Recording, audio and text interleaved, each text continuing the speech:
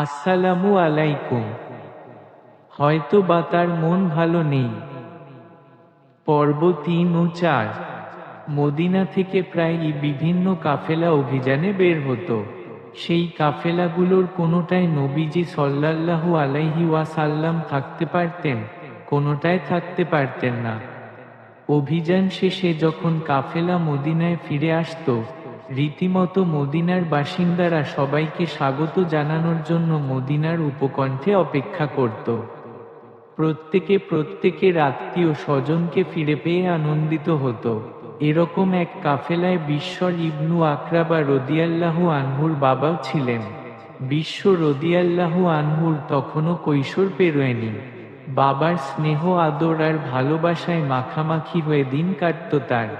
সেবার ওই কাফেলার সাথে যেতে পারেননি নবীজি সাল্লাল্লাহু আলাইহি ওয়াসাল্লাম। তিনি থেকে গেলেন মদিনায়।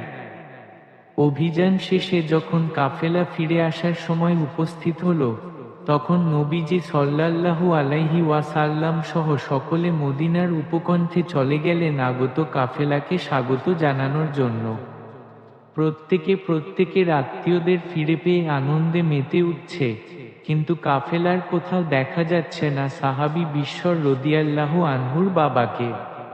তিনিও এসেছেন বাবাকে স্বাগত জানানোর জন্য, কিন্তু কোথায় তার বাবা? ছোট্ট সাহাবী বিশ্বর রদিয়াল্লাহু আনহুর চোখ দিকবিদিক খুঁজে বেড়াচ্ছে বাবাকে। মানুষের জটলা আস্তে আস্তে কমে আসছে।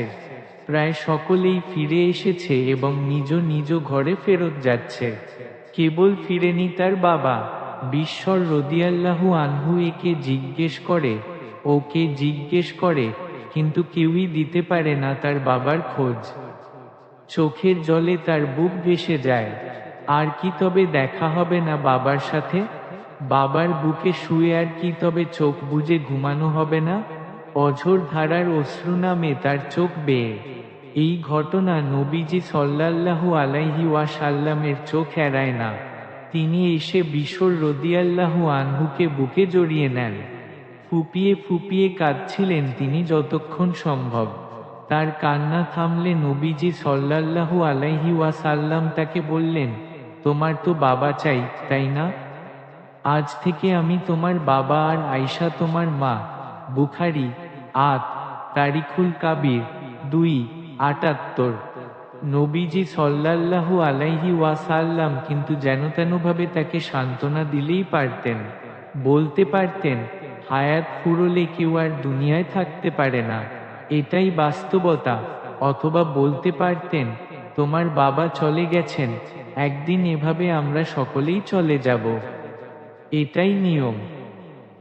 এই কথাগুলো বলা অবশ্যই দোষের নয়, কিন্তু দরকারই হলো একটা মানুষের মনস্তাত্ত্বিক অবস্থাকে বুঝতে পারা। যে অবস্থার ভেতর দিয়ে যাচ্ছে একজন মানুষ, সেই অবস্থাকে অনুভব করতে পারলেই কেবল নবীজি সাল্লাল্লাহু আলাইহি ওয়াসাল্লামের মতো সহমর্মী হওয়া যায়। ছোট্ট একটা ছেলে বাবাকে হারিয়ে ফেলেছে, কান্নায় ভেঙে যাচ্ছে তার বুক। বাবাকে আর কোনোদিন দেখবে না, বাবার সাথে আর কোনোদিন খেলতে পারবে না, মিশতে পারবে না, বাবাকে আর বাবা বলে ডাকতে পারবে না। শূন্যতাগুলো তার ছোট্ট মনের জন্য ভারী বটে। নবীজি সাল্লাল্লাহু আলাইহি ওয়াসাল্লাম সেই শূন্যতাকে কিছুটা পূরণের প্রয়াস চালালেন। বাবাকে হারিয়েই যেহেতু তার সমস্ত হাহাকার, তাই তিনি নিজেকে হাজির করলেন তার বাবা হিসেবে। আমাদের প্রত্যেকের আছে আলাদা জীবন, আর সেই জীবনে ছোট বড় অসংখ্য ঝড়ঝাপটা নিয়ম করে আসতে থাকে।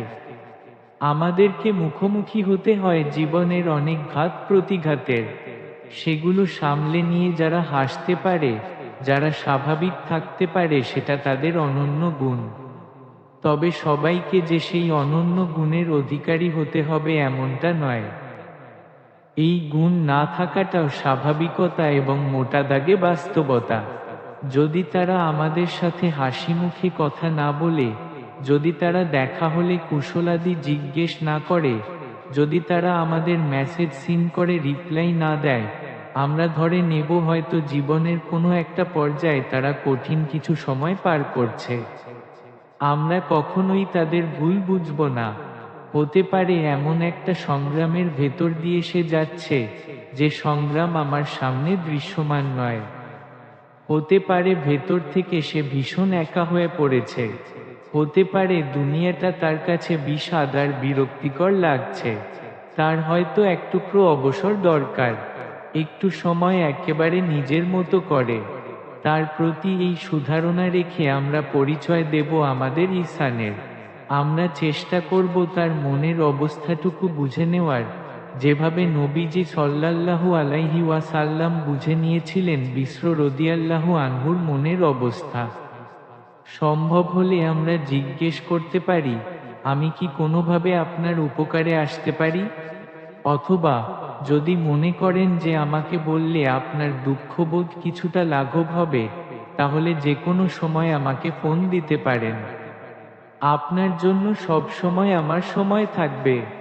অনেক সময় পরিস্থিতি এত বিরূপ আর বিপর্যস্ত অবস্থায় থাকে যে এতটুকু আলাপচারিতা চালিয়ে যাওয়াও দুষ্কর হয়ে পড়ে। কথা বলে যদি সান্ত্বনা না দেওয়া যায়, একটা কাজ কিন্তু আমরা তাদের জন্য ঠিক করতে পারি। সেটা হলো দুয়া। আমাদের একান্ত নিভৃতের দুয়াগুলোতে আমরা স্মরণ করতে পারি তাদেরকে। আমরা আল্লাহকে বলতে পারি, ইয়া রব, হয়তো বা তার মন ভালো নেই, আপনি তার অশান্ত মনকে শান্ত করে দিন, পরিস্থিতিকে তার অনুকূলে এনে দিন। এরকম আরো ভিডিও পেতে আমাদের চ্যানেলটি সাবস্ক্রাইব করে পাশে থাকুন। তত সময় ভালো থাকবেন, সুস্থ থাকবেন। আমাদের আরেক দফা কথা হবে অন্য কোনো ভিডিওতে। ফি আমানিল্লাহ। আসসালামু আলাইকুম। মদিনা থেকে প্রায়ই বিভিন্ন কাফেলা অভিযানে বের হতো। সেই কাফেলাগুলোর কোনোটায় নবীজি সাল্লাল্লাহু আলাইহি ওয়াসাল্লাম থাকতে পারতেন, কোনোটায় থাকতে পারতেন না। অভিযান শেষে যখন কাফেলা মদিনায় ফিরে আসতো, রীতিমতো মদিনার বাসিন্দারা সবাইকে স্বাগত জানানোর জন্য মদিনার উপকণ্ঠে অপেক্ষা করত। প্রত্যেকের আত্মীয় স্বজনকে ফিরে পেয়ে আনন্দিত হতো। এরকম এক কাফেলায় বিশ্বর ইবনু আকরাবা রাদিয়াল্লাহু আনহুর বাবাও ছিলেন। বিশ্ব রাদিয়াল্লাহু আনহুর তখনও কৈশোর পেরোয়নি। বাবার স্নেহ আদর আর ভালোবাসায় মাখামাখি হয়ে দিন কাটত তার। সেবার ওই কাফেলার সাথে যেতে পারেননি নবীজি সাল্লাল্লাহু আলাইহি ওয়াসাল্লাম। তিনি থেকে গেলেন মদিনায়। অভিযান শেষে যখন কাফেলা ফিরে আসার সময় উপস্থিত হলো, তখন নবীজি সাল্লাল্লাহু আলাইহি ওয়াসাল্লাম সহ সকলে মদিনার উপকণ্ঠে চলে গেলেন আগত কাফেলাকে স্বাগত জানানোর জন্য। প্রত্যেকের আত্মীয়দের ফিরে পেয়ে আনন্দে মেতে উঠছে, কিন্তু কাফেলার কোথাও দেখা যাচ্ছে না সাহাবী বিশ্বর রাদিয়াল্লাহু আনহুর বাবাকে। তিনিও এসেছেন বাবাকে স্বাগত জানানোর জন্য, কিন্তু কোথায় তার বাবা? ছোট্ট সাহাবী বিশ্বর রাদিয়াল্লাহু আনহুর চোখ দিকবিদিক খুঁজে বেড়াচ্ছে বাবাকে। মানুষের জটলা আস্তে আস্তে কমে আসছে। প্রায় সকলেই ফিরে এসেছে এবং নিজ ঘরে ফেরত যাচ্ছে। কেবল ফিরেনি তার বাবা। বিশ্বর রাদিয়াল্লাহু আনহু একে জিজ্ঞেস করে, ওকে জিজ্ঞেস করে, কিন্তু কেউই দিতে পারে না তার বাবার খোঁজ। চোখের জলে তার বুক ভেসে যায়। আর কি তবে দেখা হবে না বাবার সাথে? বাবার বুকে শুয়ে আর কি তবে চোখ বুজে ঘুমানো হবে না? অঝোর ধারার অশ্রু নামে তার চোখ বেয়ে। এই ঘটনা নবীজি সাল্লাল্লাহু আলাইহি ওয়াসাল্লামের চোখ এড়ায় না। তিনি এসে বিশর রাদিয়াল্লাহু আনহুকে বুকে জড়িয়ে নেন। ফুপিয়ে কাঁদছিলেন তিনি যতক্ষণ সম্ভব।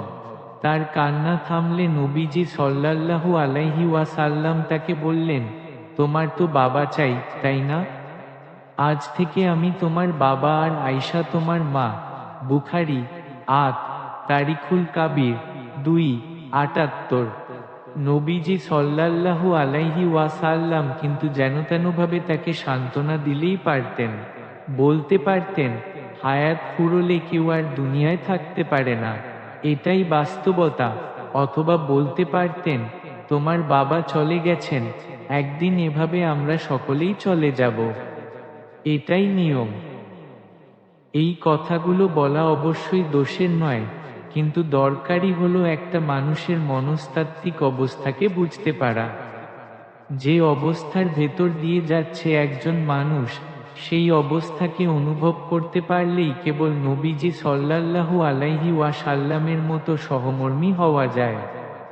ছোট্ট একটা ছেলে বাবাকে হারিয়ে ফেলেছে, কান্নায় ভেঙে যাচ্ছে তার বুক। বাবাকে আর কোনোদিন দেখবে না, বাবার সাথে আর কোনোদিন খেলতে পারবে না, মিশতে পারবে না, বাবাকে আর বাবা বলে ডাকতে পারবে না। শূন্যতাগুলো তার ছোট্ট মনের জন্য ভারী বটে।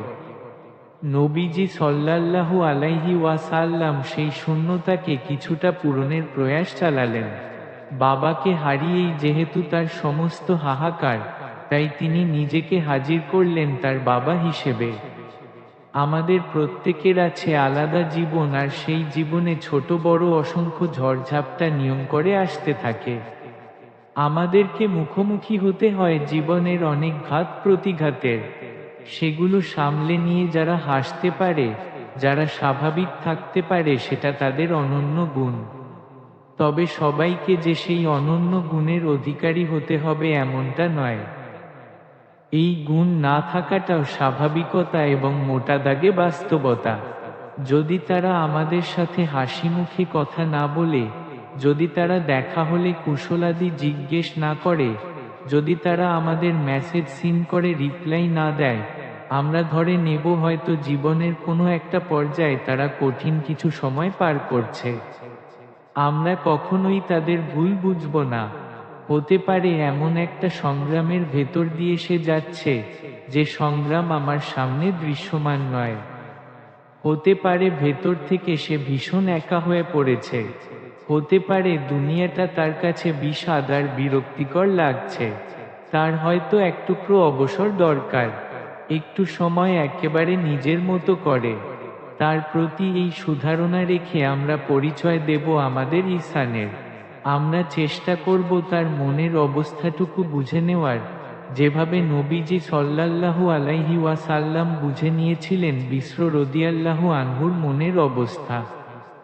সম্ভব হলে আমরা জিজ্ঞেস করতে পারি, আমি কি কোনোভাবে আপনার উপকারে আসতে পারি? অথবা যদি মনে করেন যে আমাকে বললে আপনার দুঃখবোধ কিছুটা লাঘব হবে, তাহলে যে কোনো সময় আমাকে ফোন দিতে পারেন। আপনার জন্য সব সময় আমার সময় থাকবে। অনেক সময় পরিস্থিতি এত বিরূপ আর বিপর্যস্ত অবস্থায় থাকে যে এতটুকু আলাপচারিতা চালিয়ে যাওয়াও দুষ্কর হয়ে পড়ে। কথা বলে যদি সান্ত্বনা না দেওয়া যায়, একটা কাজ কিন্তু আমরা তাদের জন্য ঠিক করতে পারি। সেটা হলো দুয়া। আমাদের একান্ত নিভৃতের দুয়াগুলোতে আমরা স্মরণ করতে পারি তাদেরকে। আমরা আল্লাহকে বলতে পারি, ইয়া রব, হয়তো বা তার মন ভালো নেই, আপনি তার অশান্ত মনকে শান্ত করে দিন, পরিস্থিতিকে তার অনুকূলে এনে দিন। এরকম আরো ভিডিও পেতে আমাদের চ্যানেলটি সাবস্ক্রাইব করে পাশে থাকুন। তত সময় ভালো থাকবেন, সুস্থ থাকবেন। আমাদের আরেক দফা কথা হবে অন্য কোনো ভিডিওতে। ফি আমানিল্লাহ। আসসালামু আলাইকুম।